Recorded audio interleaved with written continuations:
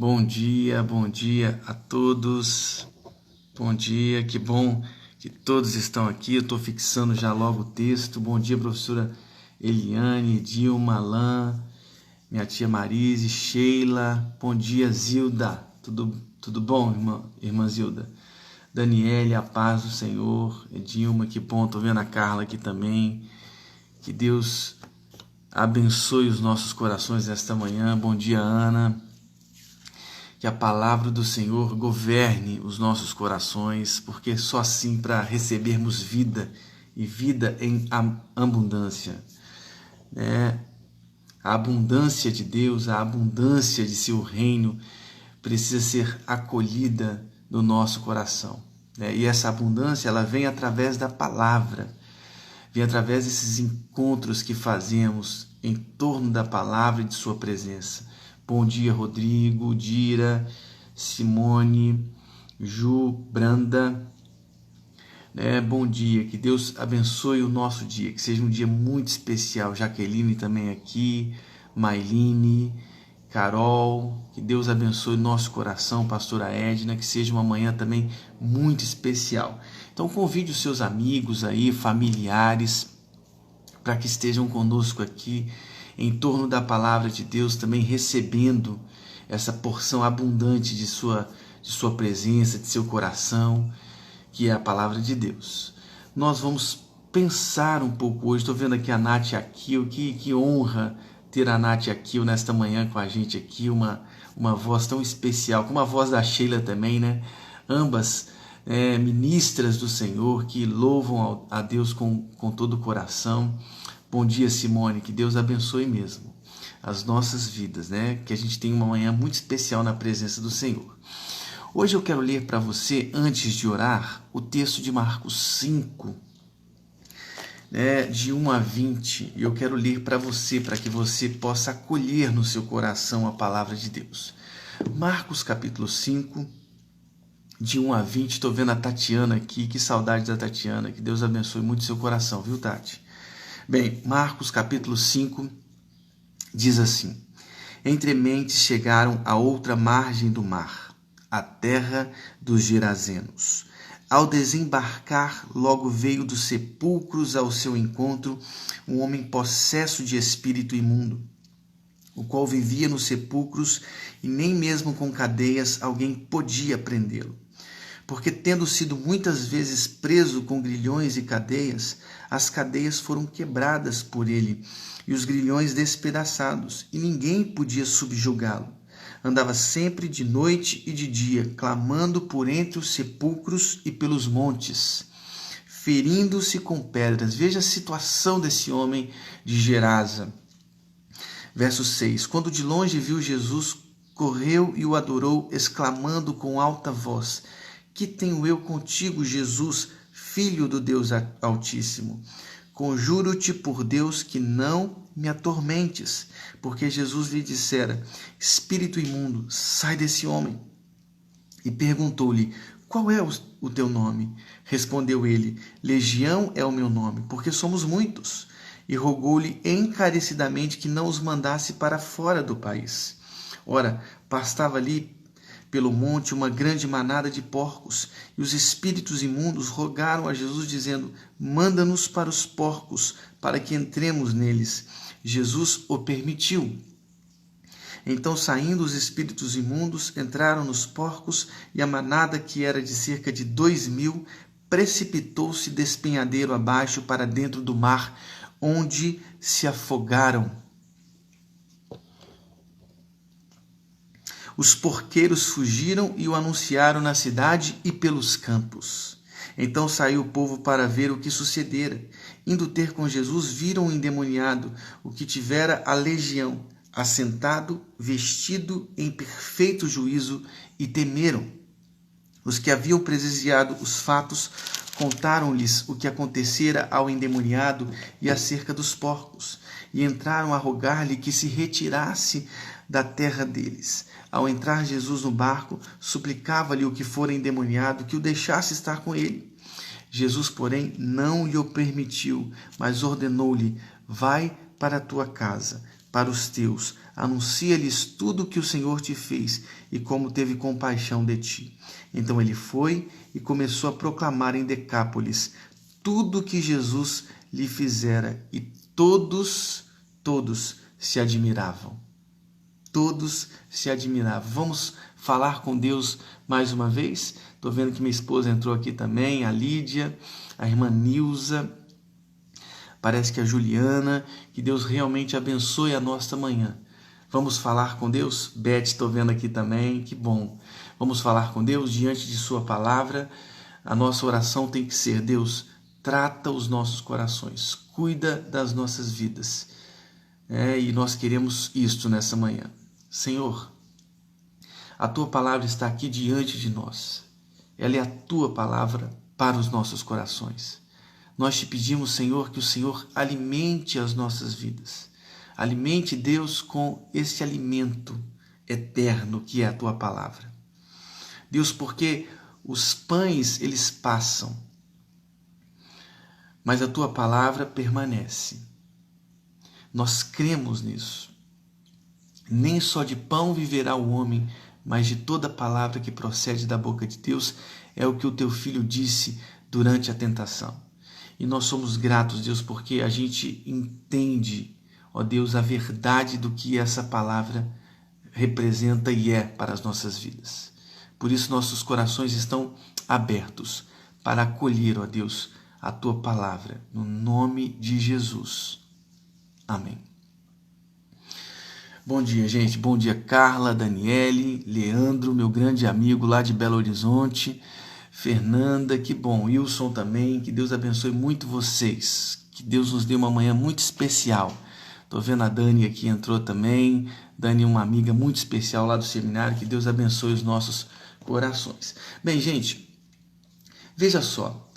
Nós estamos estudando Marcos capítulo 5. E Marcos capítulo 5 me mostra pelo menos um contraste muito difícil de compreender. Porque veja, lá em Gênesis 1, 26 e 27, diz que Deus criou um homem à sua imagem e semelhança. A sua imagem Deus nos criou.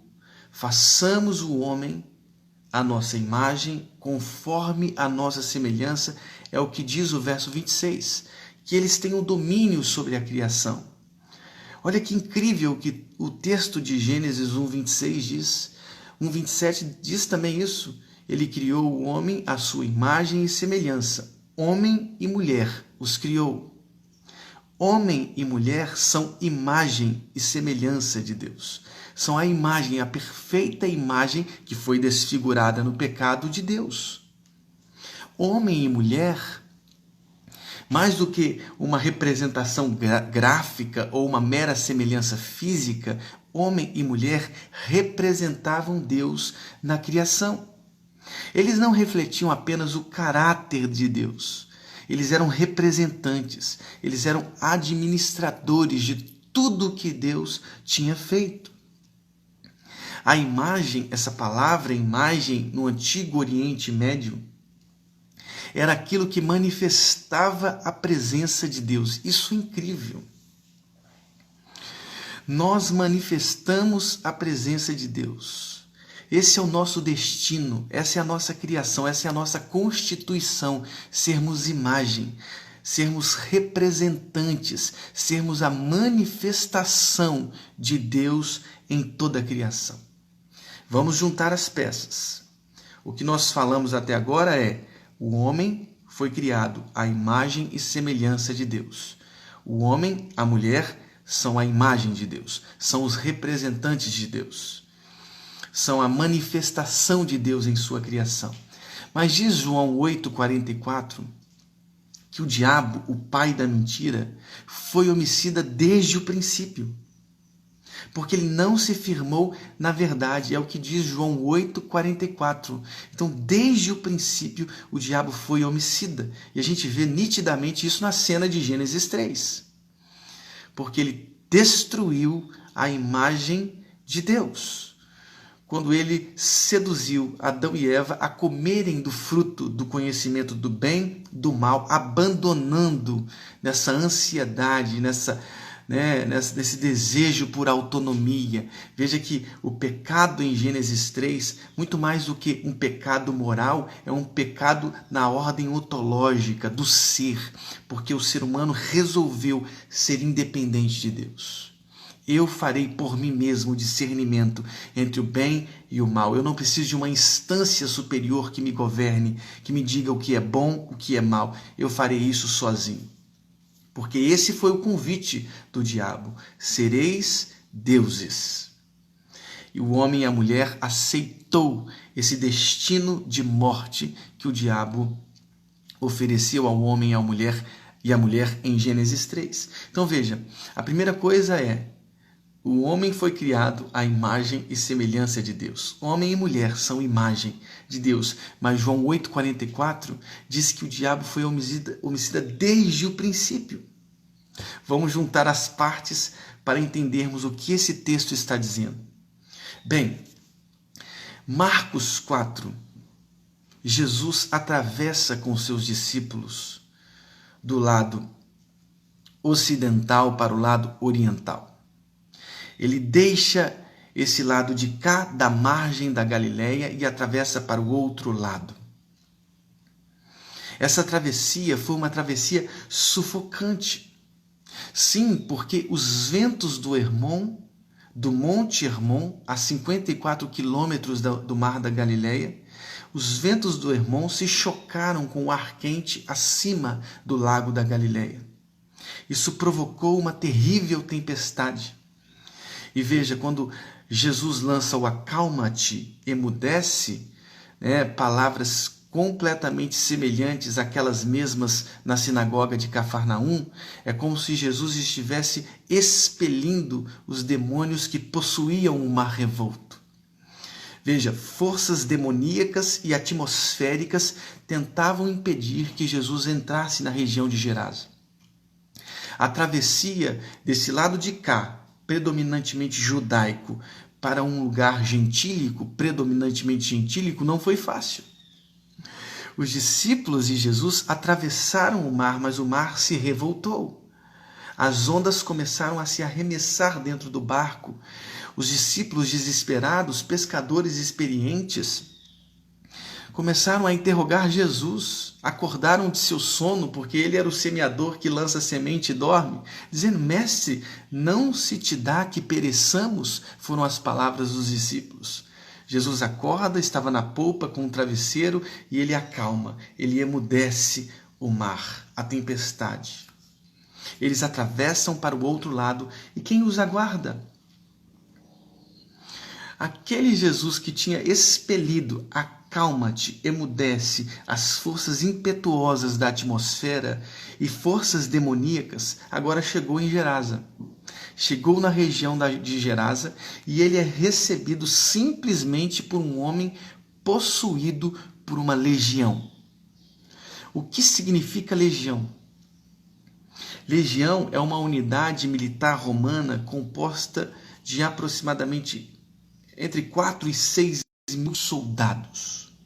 Entre 4 e 6 mil soldados que possuía essa legião, possuía a imagem de Deus. Porque, irmãos, nós somos imagem de Deus.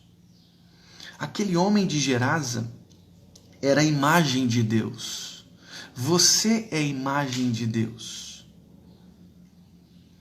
Nós temos que compreender que cada ser humano foi criado à imagem e semelhança de Deus. Certos fanatismos, às vezes, ou certas religiosidades, às vezes, tentam ocultar dos nossos olhos a verdade da palavra.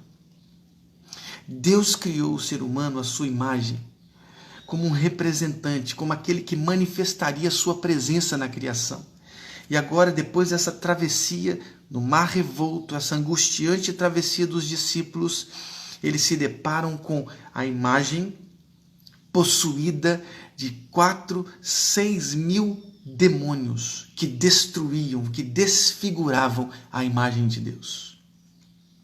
O Evangelho de Marcos, ele consegue detalhar a situação na qual aquele homem se encontrava, uma situação deteriorada, uma situação machucada pela própria vida, porque nos diz o texto de Marcos, capítulo 5, que ele vivia nos sepulcros.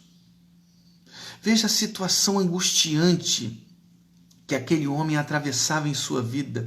A imagem, a semelhança de Deus estava entre os sepulcros, entre os mortos. Os cadáveres eram a sua companhia. Veja a situação angustiante, desfigurada desse homem, muitas vezes preso com grilhões e cadeias, rejeição social, profunda rejeição social. Aqueles da região de Gerasa, Decápolis, o aprisionavam entre os sepulcros, porque não conseguiam enxergar a situação precária na qual aquele homem estava, submerso em meio à morte, submerso em meio aos sepulcros, completamente desfigurado, preso em grilhões e cadeias. Diz o texto que ninguém podia subjugá-lo. Sim, as forças impetuosas que geriam o seu coração, que comandavam o seu coração, destruíam, sim, os grilhões, as cadeias. Ele tinha força para destruir grilhões, cadeias, uma total perda de controle de si. Isso é importante entendermos. Ele era um homem possuído de milhares de demônios, mas não de si mesmo. O seu si mesmo foi desfigurado. Sim, completamente desfigurado. Aqui se revela uma completa perda de identidade. Quem sou eu? Sou milhares de outros. Ele era milhares de outros, mas não si mesmo. O seu si mesmo foi desfigurado pelas forças impetuosas daquela miríade de demônios que o possuíam. Ele não era ele mesmo. Ele perdeu sua identidade, o seu eu. O seu eu foi pisoteado pelas forças demoníacas e impetuosas do diabo. Ele andava sempre de noite e de dia, clamando por entre os sepulcros e pelos montes, ferindo-se com pedras, é o que diz o texto de Marcos capítulo 5, ferindo-se com pedras. Completa perda de identidade, completa perda de sensibilidade corporal, psíquica, descontrole total, subjugado pelas forças demoníacas, expulso de convivência social. Ele vivia entre os grilhões, entre as prisões, sim, sufocado pelo esquecimento. É uma pena. Essa era a situação que se tornou a imagem de Deus. Irmãos, às vezes nos deparamos em nossas vidas, o meu pai colocou aqui, o diabo continua algemando os homens com as suas próprias vontades. Sim, às vezes deparamos em nossas vidas com situações assim. A gente observa pessoas que são desfiguradas pela força do diabo. E a evangelização, o anúncio do evangelho, a proclamação do reino de Deus é justamente essa luta contra as forças demoníacas que possuem os seres humanos, destruindo a imagem de Deus. Porque nós fomos criados à imagem e semelhança de Deus. Isso destrói completamente aquilo que Deus nos constituiu, aquilo que Deus nos fez. Nós temos um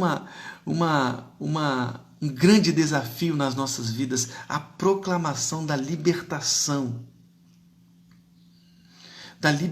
dessas forças impetuosas, atmosféricas, demoníacas, que tentam sufocar o evangelho, que tentam sufocar as sementes que são lançadas aos solos.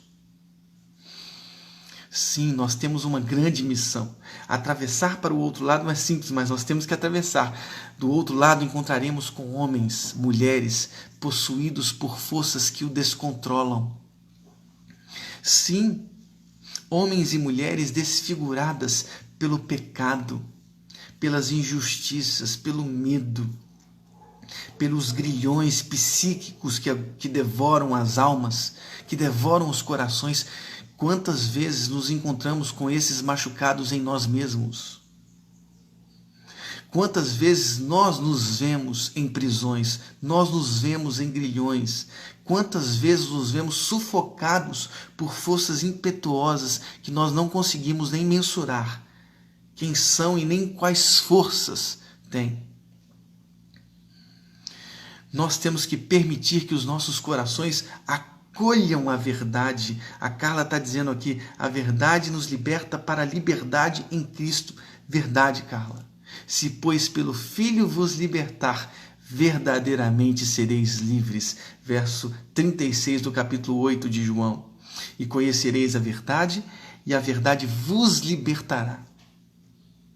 Sim, nós temos que anunciar o evangelho que destrói, Gabriela, a opressão. A opressão que sufoca corações humanos. Por isso nós temos que atravessar o mar. Por isso nós temos que chegar na região de Gerasa. Agora veja, quando Jesus chegou lá, uma legião de demônios o recebeu. Entre 4 e 6 mil demônios que possuíam aquele endemoniado de Gerasa. Aliás, aquela legião lhe pediu que não os mandasse para fora do país. Havia ali, com certeza, um domínio territorial que aquela legião exercia, né, sobre Gerasa, sobre Decápolis. Como em Daniel 10. Depois leiam Daniel capítulo 10, 11 e 14.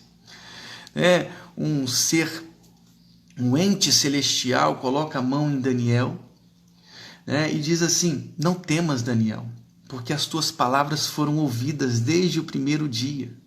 Eu vim aqui por causa das tuas palavras, Daniel. Mas o príncipe do reino da Pérsia me resistiu por 21 dias. E Miguel, um dos maiores príncipes, um grande anjo do Senhor, veio em meu auxílio e eu o deixei ali com os reis da Pérsia. Veja, um príncipe da Pérsia, um ser espiritual, um demônio, um anjo caído que havia e que lutava pela Pérsia. Aquela legião de demônios que recebeu Jesus em Gerasa, nessa região de cá, da Galileia, controlava aquela região. Sim, eles queriam fazer com aquela região, Gerasa, Decápolis, o que eles fizeram com o endemoniado. Queriam sufocar aquela região inteira, queriam sufocar aquela sociedade inteira. E é tão verdade isso, que quando eles prestam, perceba isso, quando eles dão a conclusão, os feitos de Jesus à cidade, eles querem que Jesus saia da cidade. Porque uma manada de 2.000 porcos precipitou-se ao mar, no mesmo mar em que Jesus mostrou sua autoridade acalmando as tempestades. Porque quando os demônios pedem, nos lance para aquela manada dos porcos, Jesus permitiu. E aquela manada de 2.000 porcos precipitou-se no mesmo mar que Jesus exerceu autoridade. Não é incrível isso? Mas aquela cidade, aquela região, ao saber da situação em que aquele homem, veja a situação, a mudança, a transformação que aconteceu naquele homem. Porque veja só, olha o que diz o verso 16, 15 e 16. Indo com Jesus, viram o endemoniado, o que tivera a legião, assentado, vestido em perfeito juízo, e temeram. Os que haviam presenciado os fatos contaram-lhes o que aconteceram ao endemoniado e acerca dos porcos, e entraram a rogar-lhe que se retirasse da terra deles. Por quê? Aquela manada de 2.000 porcos precipitou-se no mar, atrapalhando inclusive a economia, mas aquela cidade, aquela região tinha economia acima do ser humano. Sim, Jesus nos mostra que acima de qualquer economia está o homem que foi criado à imagem e semelhança de Deus. Nós precisamos compreender a verdade do Evangelho para nos nutrirmos dessa verdade do Evangelho. Eu sei que a economia é um assunto extremamente importante. Para aquela cidade também era importante. Mas Jesus precisava salvar aquela vida. Jesus precisava salvar aquela sociedade. aquele ser humano desfigurado pelas forças demoníacas, desfigurado pelas forças de anjos caídos que o sepultava entre os sepulcros, que o sepultava entre os mortos. Para Jesus, aquele homem era maior do que uma manada de 2.000 porcos. Ele não pensou duas vezes, lançou aqueles milhares e milhares de demônios para aqueles porcos que se precipitaram no mar da Galileia. A vida humana está sempre à frente de qualquer situação perfeita. Parece que foi a Vivi que escreveu isso. Sempre. Sempre. E veja, gente, Jesus, ele quebrou o domínio que aqueles exerciam sobre aquela região, aqueles demônios. Quebrou o domínio. Porque ele salvou aquele endemoniado. O endemoniado de Gadara, de Gerasa, foi completamente salvo por Cristo e ele queria seguir Jesus. Mas Jesus não lhe o permitiu. Disse assim: anuncia-lhes tudo o que o Senhor te fez e como teve compaixão de ti. Vai para a tua casa, para os teus, para os mesmos que te sufocaram em prisões, em grilhões, entre os sepulcros, para os mesmos que o expulsaram de sua convivência familiar, social. Volte para lá, para os mesmos, e quebre os grilhões demoníacos dessa cidade. Jesus pegou um endemoniado possuído de 6.000 demônios e o tornou o primeiro missionário entre os gentios. Não foi Paulo, foi um endemoniado de Gadara. O endemoniado de Gadara se tornou o primeiro apóstolo, desculpe a expressão, o primeiro apóstolo dos gentios. Olha que incrível! Quando a gente enxerga uma pessoa desfigurada, será que a gente dá valor? Será que a gente, quando olha para um moribundo, para alguém destruído nas ruas, será que a gente consegue enxergar nessa pessoa um missionário para Decápolis? Jesus olhou para aquele homem, precipitado entre os demônios, sufocado pelos sepulcros, destruído pelos grilhões, aprisionado por forças psíquicas maiores do que ele, o seu eu sufocado. Jesus olhou para aquele homem e o tornou o primeiro missionário entre os gentios. Que Deus abençoe as nossas vidas. Que Deus abençoe os nossos corações. Que esse texto se transforme para nós esperança. Que esse texto mude o nosso olhar, troque as nossas lentes. E que esse texto nos faça olhar para cada ser humano como um projeto lindo de Deus, como um grande missionário. Não há pecados, não há grilhões que nos separem do amor de Deus. Nada pode nos separar do amor de Jesus Cristo. É o que diz Romanos 8. Nada. Que Deus abençoe a sua vida, que Deus abençoe o seu coração, que Deus te dê um dia muito especial. Que Deus te faça encontrar com rostos entristecidos e a partir desse encontro traga nova alegria, novo refrigério, no nome de Jesus. Isso mesmo, Dani, olhar como Jesus os olha. Que seja assim a nossa vida, que seja assim a nossa experiência. Senhor, muito obrigado por esta manhã. Muito obrigado pelo teu amor. Muito obrigado pela tua graça. Deus, assim como o Senhor fez com aquele endemoniado em Gerasa, faça também, ó Deus, com homens e mulheres que estão desfigurados sem a tua presença. Ó Deus, quantas pessoas em sua dependência química, alcoólica, destruídos, Deus, dê nova vida. Deus, dê novo sorriso, porque o teu evangelho liberta, a tua palavra liberta. Nós cremos nisso e te pedimos, ó Deus, que a tua palavra penetre nos nossos corações, nas nossas vidas, no nome de Jesus. Amém. Que Deus abençoe o seu coração, que Deus abençoe o seu dia. Muito obrigado por vocês estarem aqui mais uma manhã especial na presença do Senhor. Que o seu dia seja iluminado, cheio de Jesus, No nome de Jesus. Amém. Um grande abraço a todos vocês. Fiquem com Deus. Tchau, tchau.